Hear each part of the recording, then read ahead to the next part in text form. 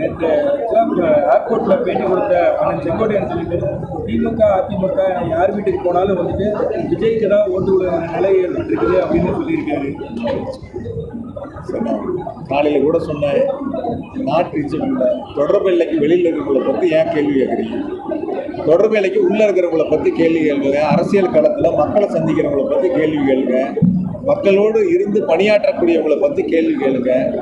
மக்களுக்கு தொடர்பே இல்லாத சில பேர் மீடியா என்ன பண்ணினா உங்கள் ரேட்டிங்காக வந்து யாரையாவது ஒருத்தர் கேள்வி கேட்டு அதுக்கு ஒரு பதில், இந்த கேள்வி அங்கேயும் கேட்கலாம்ல, இந்த கேள்வி அங்கேயும் கேட்கலாம்ல, யாரையாவது எங்கள் துணை முதலமைச்சர் சொன்னாங்கல்ல, இந்த மாதிரி கேள்வியில் அங்கே கேட்க முடியுமாங்கனால கேட்டு பாருங்கன்னு சொன்னாங்கல்ல, கேட்டுட்டு அப்புறம் சொல்லுங்கன்னு சொன்னாங்கல்ல.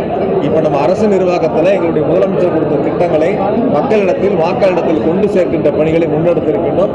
நிச்சயமாக கோவையில் இருக்கக்கூடிய 10 தொகுதிகளும் திராவிட முன்னேற்ற கழகம் மற்றும் தோழமை இயக்கங்கள் ஒரு மகத்தான வெற்றி பெறும். அதற்கான தேர்தல் களப்பணிகளை முன்னெடுத்திருக்கின்றன.